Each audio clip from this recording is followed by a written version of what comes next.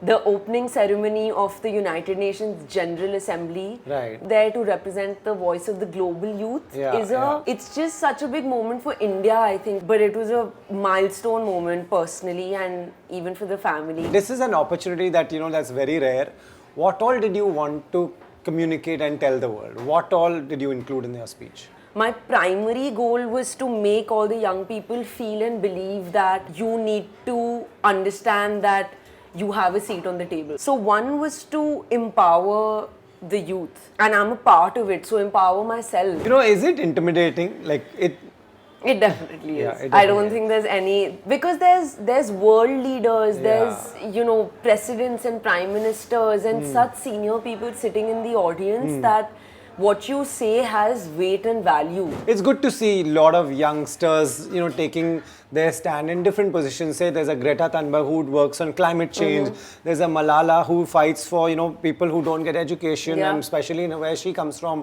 Where would you like to take this? What is your area of focus? I have a laser sharp focus on youth-led development. Okay. So whatever it is that empowers the youth to be their best selves, primarily that is education. Bill Gates, they do crazy work for rural development in India. Ratan Tata had till date donated $102 billion. More than half of his wealth. Yeah, of his wealth. What is there to learn from these people? If we really dream of a better world, a safer world, it cannot be a solo journey. Correct. I think the biggest takeaway is, if you want to walk together. Hi, I am Sanjana Sanghi and you are watching this interview on Bollywood Hungama.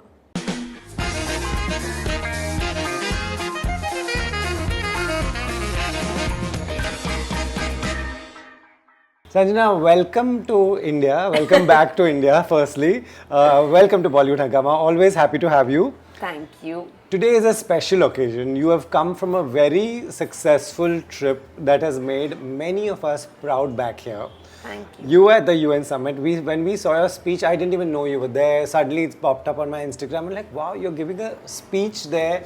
I've never seen any Indian actor do that. So big congratulations. Thank very, you. very proud. Tell me from the start, how did you get associated with them? Who invited you? What all did you do? Because I saw multiple things on this trip. Yeah. So let's go step by step. I think anyone who follows me and knows me knows that I do have an official position with the United Nations here in India. So I'm youth champion for the UNDP. Right. However, this international exposure is something that even I expected to happen much later in my humanitarian journey. I'm of course at it constantly here in India, working with the UNDP, doing ground visits, doing activations of all kinds. But the opening ceremony of the United Nations General Assembly, where you are up there to represent the voice of the global youth, it's just such a big moment for India, I think, because when I was speaking there, after my speech ended, brown girls of color from different parts of the world, whether they're from Brazil or Africa, came up to me and said that we felt heard and we felt seen.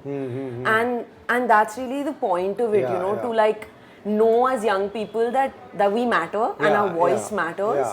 But it was a milestone moment personally and even for the family, and I'm happy that for everyone back home. Right, you said we matter, our voice matters. You gave a lovely speech. What all did you want? This is an opportunity that, that's very rare. What all did you want to communicate and tell the world? What all did you include in your speech? I think primarily two things. One was that today, literally the largest number of young people ever in the history of time are living today.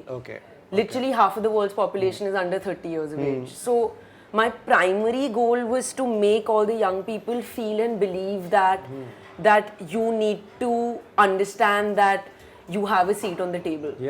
Because many times we feel that, are we even getting to make the decisions that are going to affect us? Our future, our children's future. Right. Because if people of previous generations make those decisions, we don't really get to play a part. True. So one was to empower the youth. and I'm a part of it, so empower myself Right. even in that process. Right. And the second was just like a mini plea to the people in power to be like, just wake up to our voices. Right. We're smart, we're capable, we're diligent, we're hardworking, and Yeah. just use that Right. to whether it's in entertainment, culture, or the nations at large, whatever Right. it may be.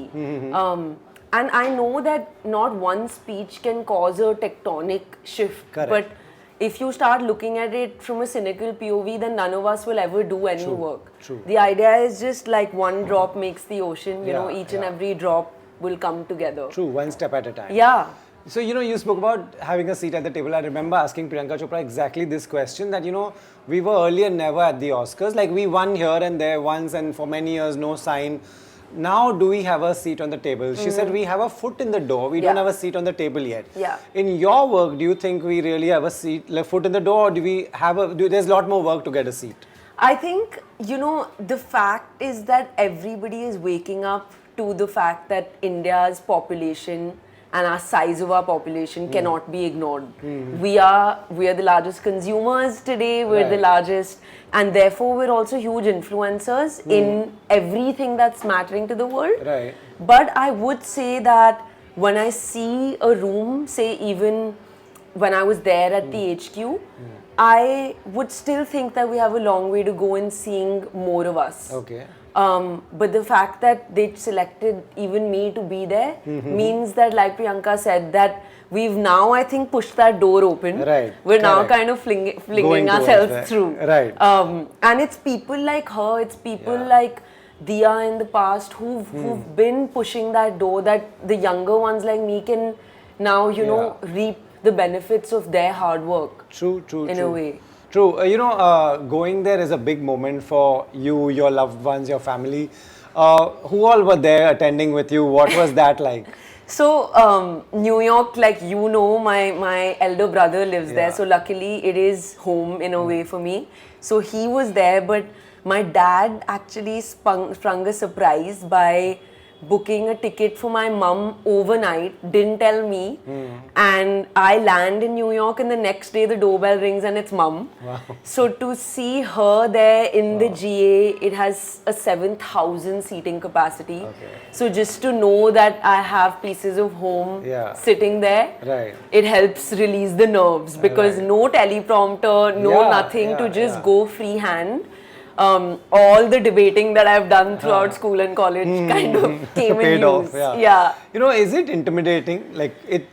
It definitely Yeah, is. it I definitely don't is. think there's any, because there's world leaders, there's presidents and prime ministers and such senior people sitting in the audience that what you say has weight and value. Right. So it's also about recognizing that you've been given these 5 minutes where the whole world's eyes are on you. Yeah. How do you want to kind of make use of it? So I tried to not take too much pressure, but I think the pressure inevitably builds up. Like I remember sending a voice note to Diya right before I went on to stage saying, I don't know when I last felt this nervous and I need God, all I the can- tips. Yeah. And she sent me this soothing voice note that really helped me. She was just like, remember to breathe. Yeah, Always. Yeah. That is really amazing. So your mom was literally watching you speak at the United Nations headquarters. That Yes. must have. What did she say? Arey, mom went full Bollywood. When I was walking down from the stage and my eyes went to her, full tears were happening. Right. But she just literally said that, to see my child think about anything beyond just yourself. Right. When you're in your 20s, we're in such a pressurizing career. Entertainment is not Yeah. easy and you can get very self-consumed. And I think what my advocacy journey really is doing for me is that it's allowing me to stay rooted and connected with the rest of the world. Right. It allows you to understand that there's a lot more beyond just yourself. Because as an actor, sometimes you can get a little self-consumed. True. And for them, just seeing me take out concrete time, it takes time, effort, energy Yeah. to dedicate something that doesn't directly, it's not self-serving. Right. Right?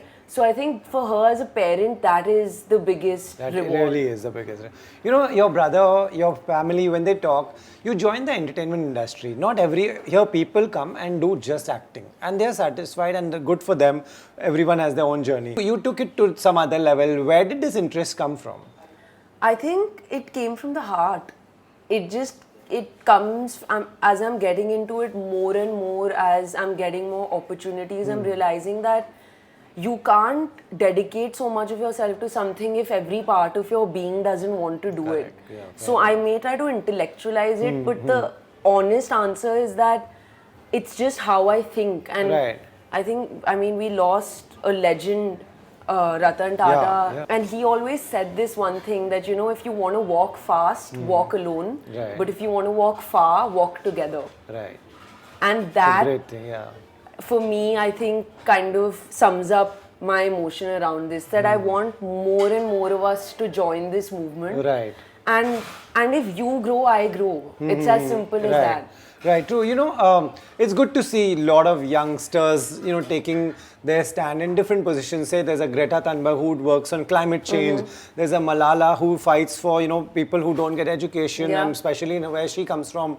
Where would you like to take this? What is your area of focus? I think my area of focus is I have a laser sharp focus on youth-led development. Okay. So whatever it is that empowers the youth to be their best selves, primarily that is education, like you said. Right. Because say in a country like India, if we don't convert our 1.4 billion plus population into we need to make it a tool something that actually takes us further. And unless the children of our country are educated, we're just going to have a demographic burden. Correct. It's not going to help our economy. So my focus is youth-led development, and that's the work that I'm primarily pivoting in all the advocacy journey. Right. And how does this work? They let you choose, they ask you what do you want to do, where you would like to focus. How does it work? I think with me what happened was that since, like, again, I think you know that because it started back in 2014 for me, my journey in advocacy. Right. They recognize that she works really well on ground with young people. Okay. And therefore they ask you, like, for example, Prajakta works in climate, right? But they ask me what my area of focus is, and I always have felt most passionately about this, and therefore I became youth champion. Right. So my work is to focus on mental health amongst the youth, education empowerment, all the things that will take us far. Right, true. Yeah, you mentioned Prajakta, she was there as well, like, yeah. You know, and this was one part of your trip. Yes. You were also there for the Gates Foundation. What was that exactly? How did that take shape? So the Gates Foundation does a huge amount of work in India. Yeah. And the Goalkeeper Summit is actually their flagship summit that happens in New York every year. And I got an email out of the blue where they were inviting only 7 youth leaders from all over the world to be flown in and hosted by Gates there. This is back to back. Yeah, this is all in that one crazy week in New York. And we got to be there. I was actually the India representative there. Amazing. So got to just speak out about everything that the Indian youth is feeling. Our anger, our frustration, our dreams. And to do that again at that global stage where there is a Bill Gates, there is a John Baptiste performing. There's these incredible change makers from all over the world. True. I was awestruck, honestly. Because you feel so grateful that someone is recognizing your work and investing in you. And then you feel responsible that I have to make the most of this. True. You know, when you say, for example, Bill Gates, like, you know, they do crazy work for rural development in India. Like, you know, from what I read, Ratan Tata had till date donated $102 billion. More than half of his wealth. Yeah, of his wealth. What is there to learn from these people? You are someone who's getting to interact with the Gates Foundation people. What's there to learn is exactly this, that if we really dream of a better world, a safer world, it cannot be a solo journey. Correct. I think the biggest takeaway is if you want to walk together. True, yeah. And Ratan Tata has shown that, Bill Gates has shown that, so many have shown that, many have. And I think, you know what happens is that as actors, I realize that, I mean, I whatever little fame I may have, you know, it gives you an incredible access to the audiences. They are tuned into you, they're looking up to you, and they want to hear from you. Right. So when I go to, like, when we promote our films and go to universities, they always ask me about my LSR days or my college days, about how did you, आपने top कैसे किया है, आपने, because those are the journeys that they want to chart their path on. Right. And if we can do our bit in just helping with whether it's information or resources, like when I work even with Teach for India on ground, when they tell me that मुझे radio jockey बनना है या मुझे YouTuber बनना है, I've literally helped get them an internship at a radio station, you know, or connected them with someone to create their own YouTube channel. So it's again just micro impact, right? And it helps me feel more connected to myself. Wow. That's why I always say it comes across as selfish, but it's actually quite selfish of me, because I know how it makes me feel alive. Right. You know, there'll be Tatas and Gates of the world who can donate wealth. There'll be people like you who can be a voice for many people. A normal person watching this interview will be like, what can I do? Yeah. What would you like to tell them?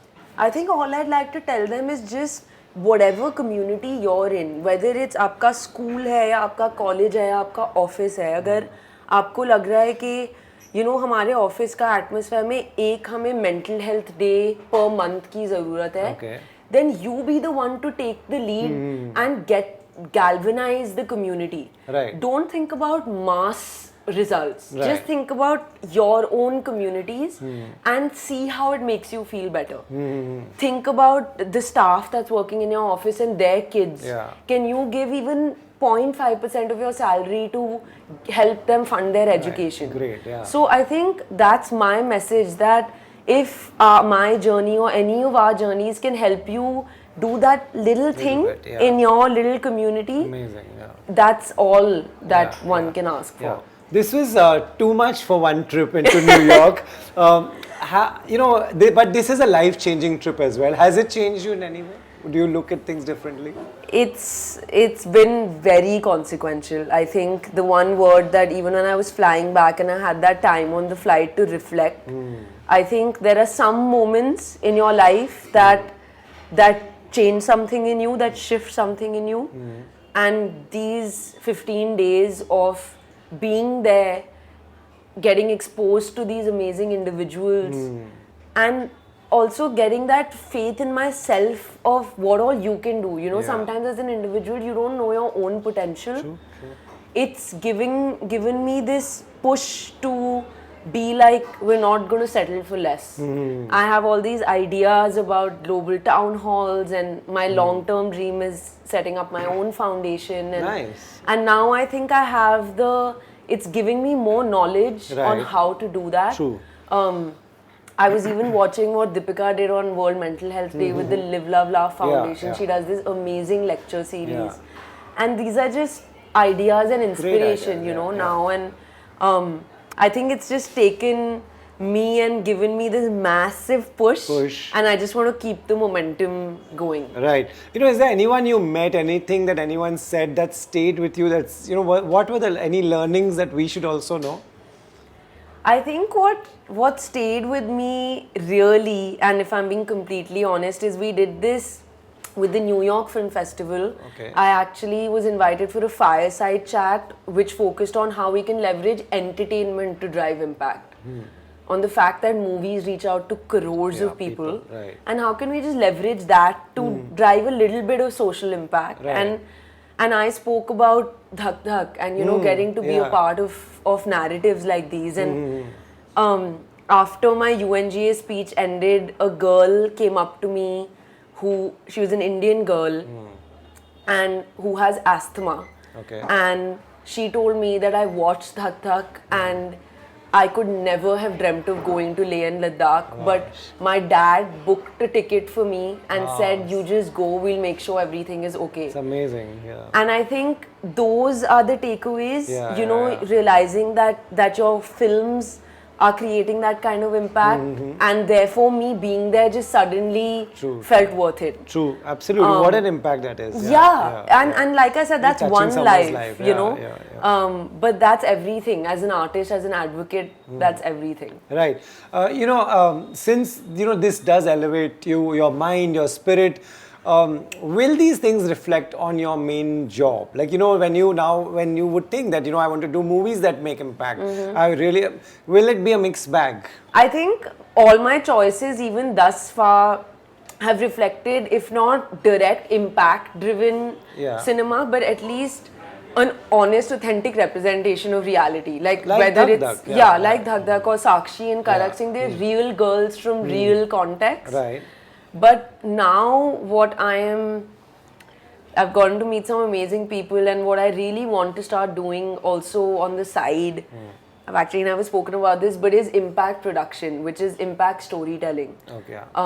Which is working with filmmakers who like to tell stories, whether they're about the environment or education or gender equality, and combine forces with them as a creator and if they so want as an actor. Right. But it's a very nascent community in India, and it's very well developed in the West. Okay.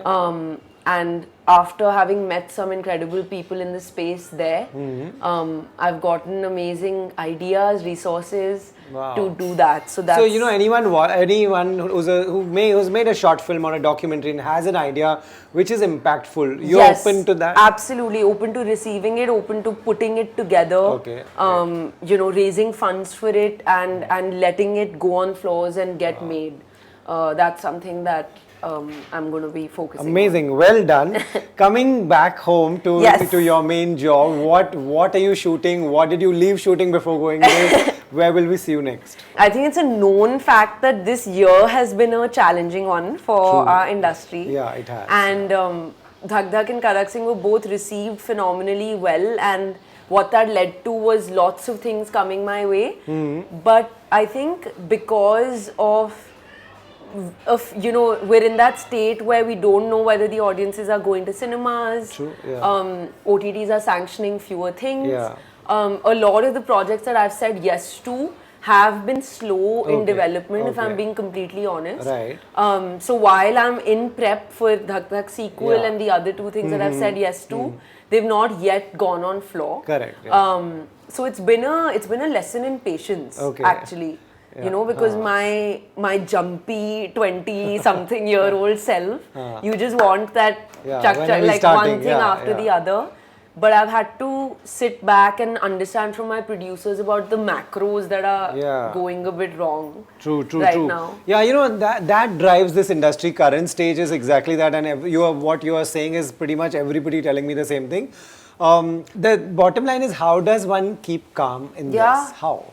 It's very challenging. I think for the first couple of months when I didn't, you hear about things that, okay, these projects are getting stalled, this is not getting commissioned, but to really sit back and accept that, okay, that's how it's going to concretely affect our lives. Like me and so many of my younger actor friends, it's not a journey I'm going through alone. So talking to peers, talking to colleagues has really helped in understanding that, okay, it's going to take some time to correct. Right. So I went through that phase of feeling really like, you feel worried, right? Yeah, correct. Yeah, a gap, that's what my next question was. Does the gap worry you between releases? The gap, the kind of person I am, I'm that type A, over-hyper person. I like to be at it all the time. So not getting to be on set as much as we have in the last 3 years, that affects me. Correct. But the latter part,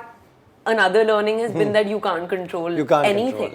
Even if you shoot, you don't know when they'll release. If it'll release. I had a film release after 11 years. So lots of learnings this year, actually. But important learnings. Yeah. Watched anything fun? Watched lots of fun things. Okay, so you're getting time to watch at least. Yes, that's been super nice. loved The Perfect Couple. Yes, it was. It was so nice. Very proud of what Ishan did in that. Yeah, very cool. So I've demolished a few shows recently. Nobody Wants This has been like, I think I did it in one sitting. Perfect Couple. Ishan was great. Yeah, great that to was see a him really there, right? good. Yeah. It was so nice to see that. The Bear. Right. And I'm watching Jigra this weekend. Nice. And so there's good news for you. Nobody Wants This is renewed for the second season. It so is, that will right? be great. Yes, I can't wait. Adam Rudy is looking phenomenally hot in it. There, finally you talk like a 20-year-old. Thank you so much. Thank you.